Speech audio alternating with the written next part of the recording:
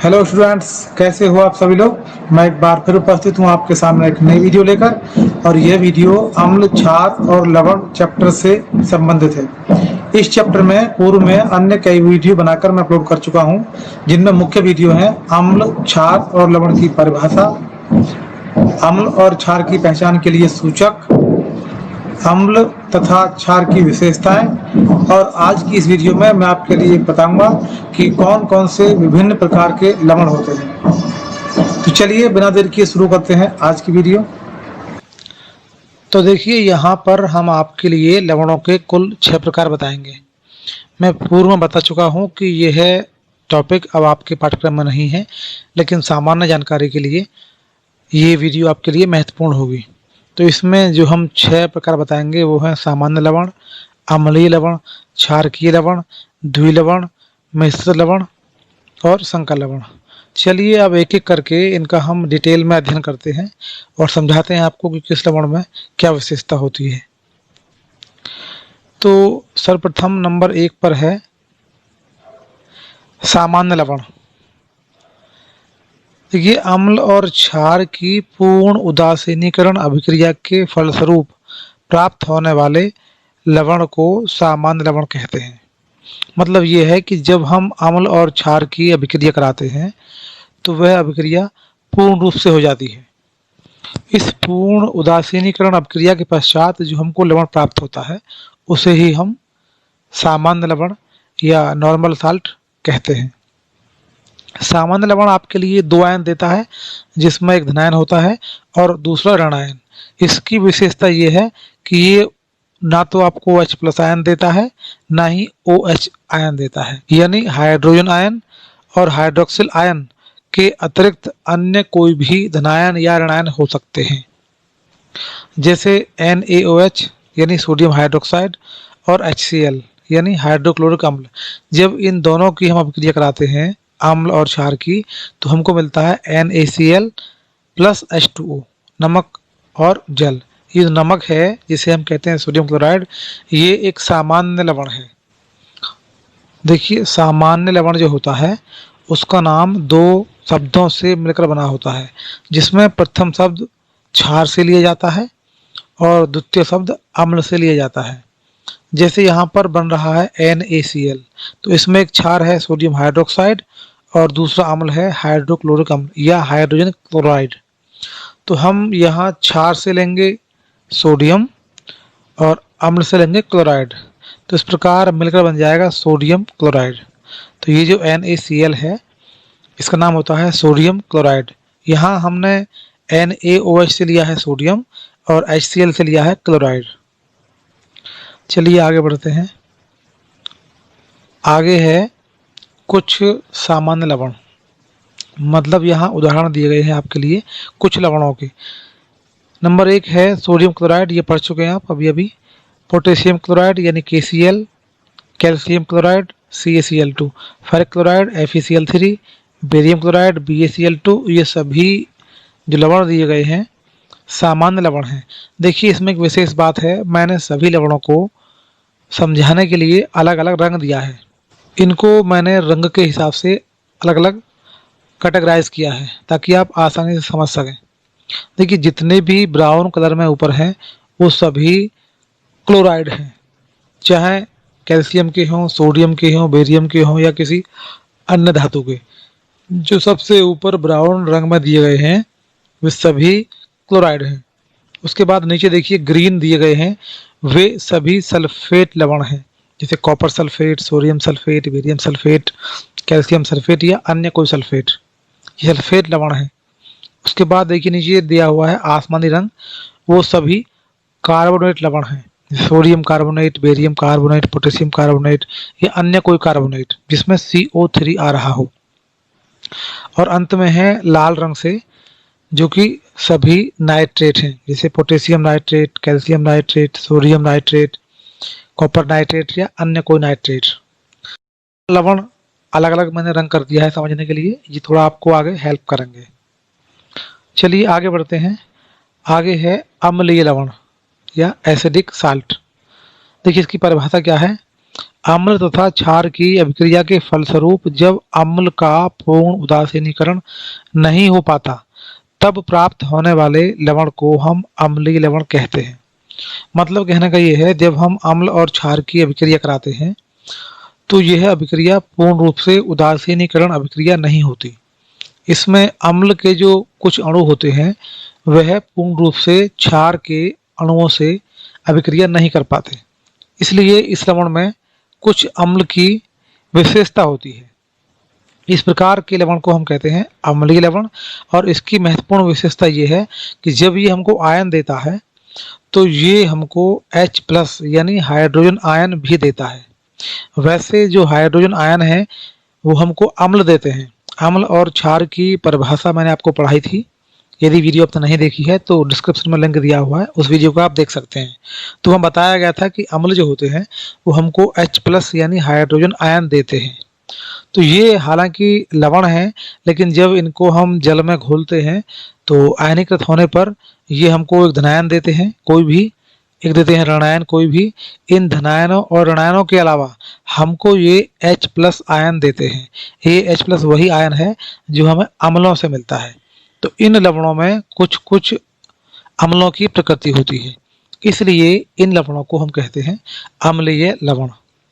Example देखिए, sodium bicarbonate यानी NaHCO3 या सोडियम बाइसल्फेट NaHSO4। अन्य कोई लवण ऐसा हो सकता है जिसमें एक धनायन और एक ऋणायन के अलावा H+ आयन यानी हाइड्रोजन आयन भी हो। तो ऐसा कोई भी लवण जो हमें धनायन और ऋणायन के अतिरिक्त एक धनायन और देता है जो होता है H+, इसे हम हाइड्रोजन आयन भी कहते हैं। तो इस प्रकार के लवण को हम कहते हैं अम्लीय लवण। चलिए आकर देखते हैं, नंबर 3 पर आएगा क्षारकीय लवण।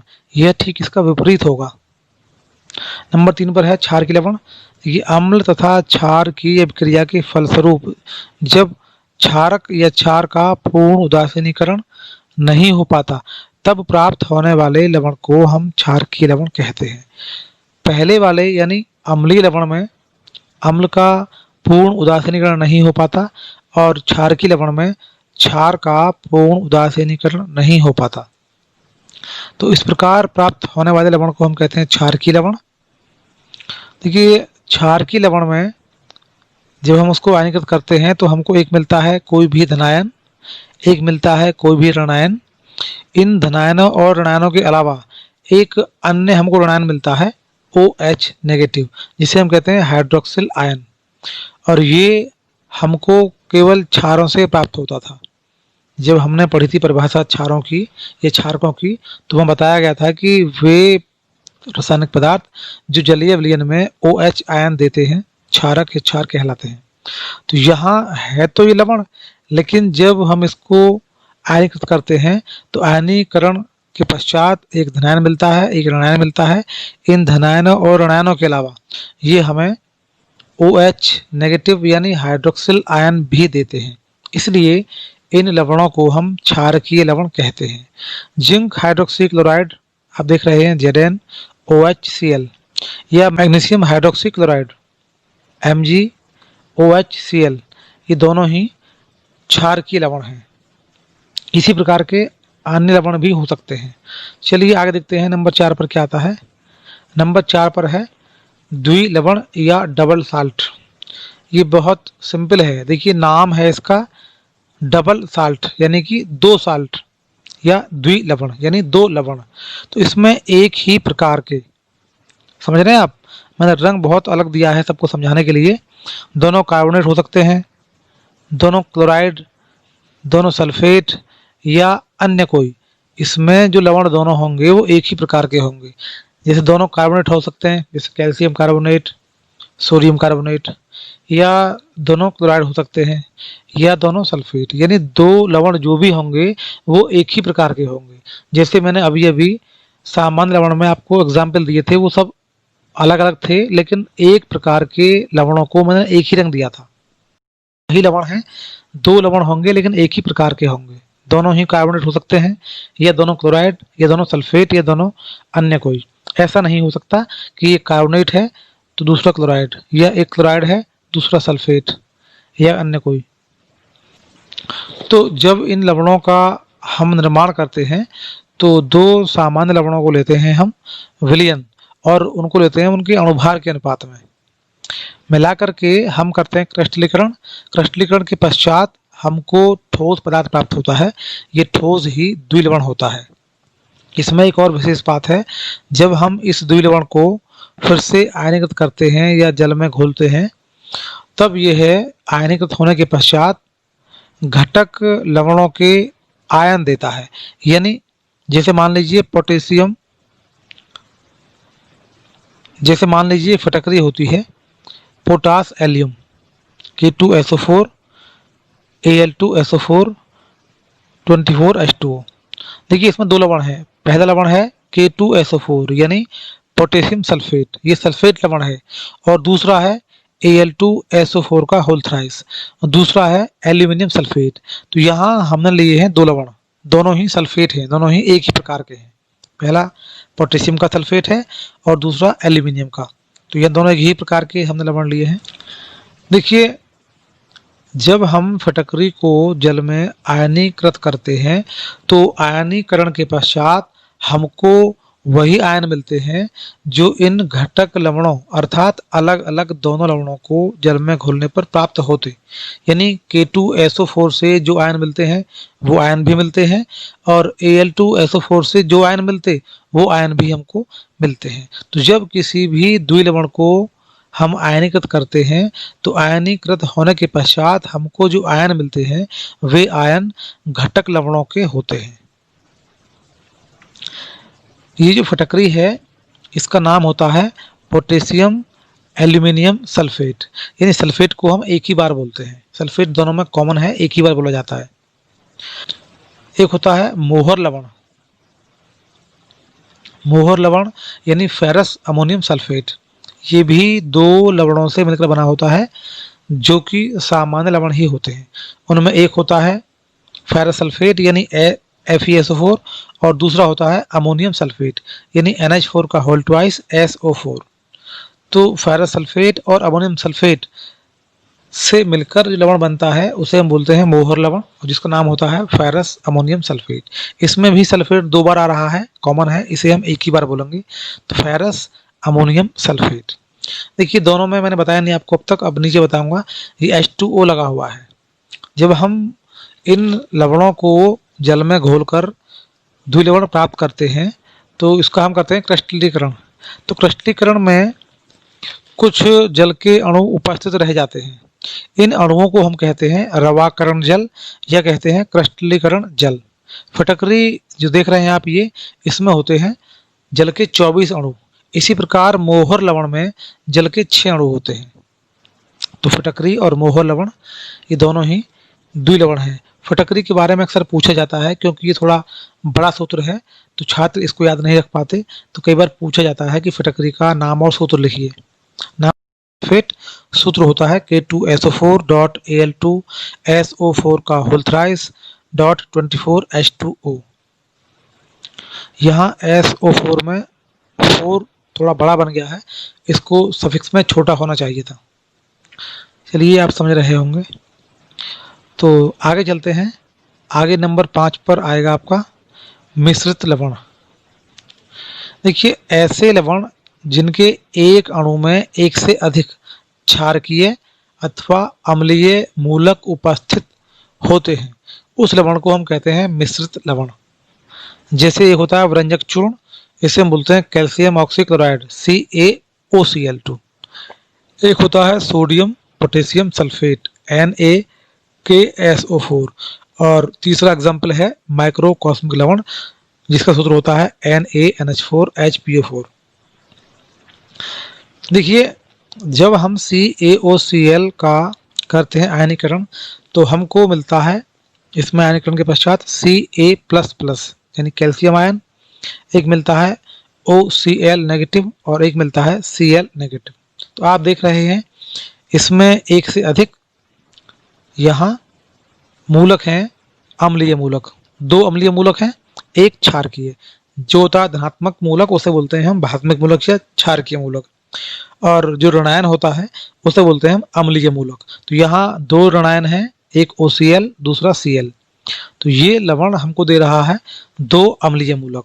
इसी प्रकार हम देखते हैं NaKSO4 को, और जब इसका हम करते हैं आयनीकरण तो हमको मिलता है Na+, दूसरा मिलता है K+, और तीसरा मिलता है SO4 2 नेगेटिव।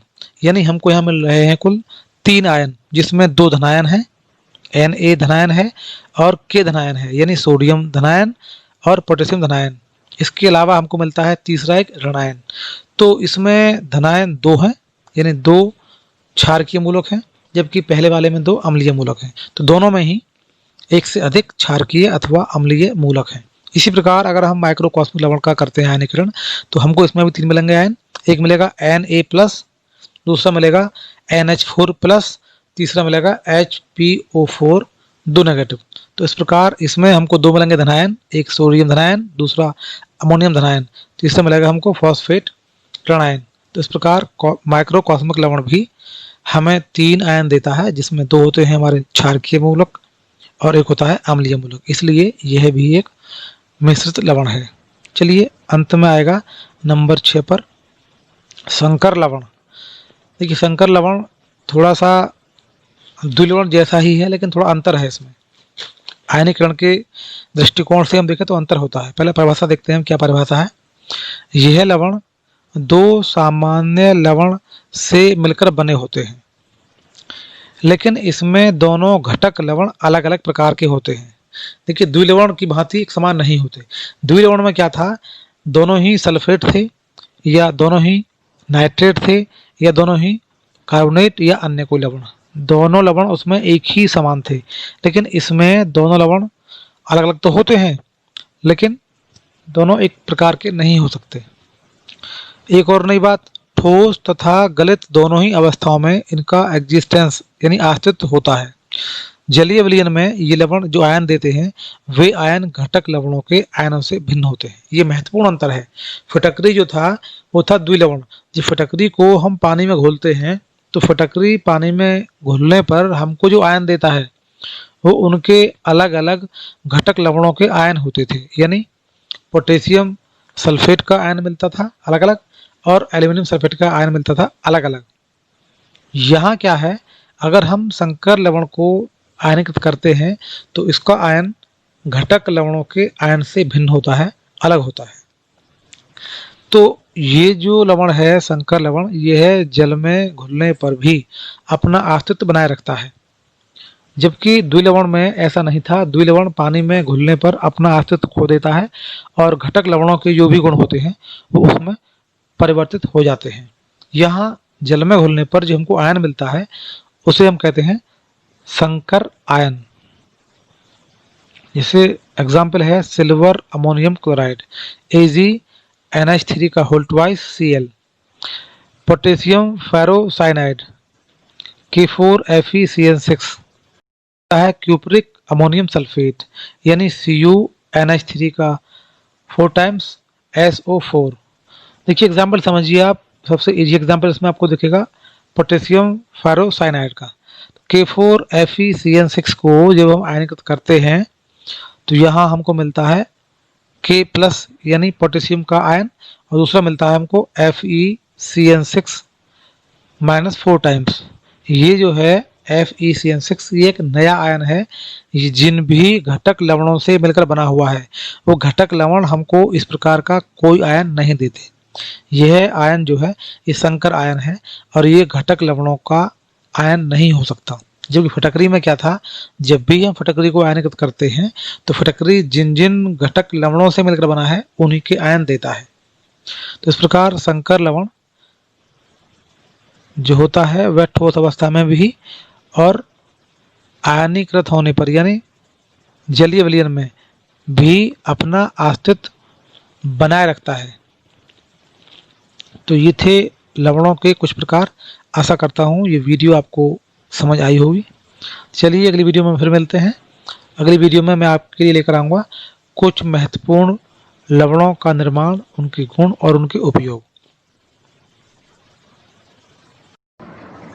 यदि यह वीडियो आपको अच्छी लगी हो तो वीडियो को लाइक और शेयर कीजिए, हमारे चैनल को सब्सक्राइब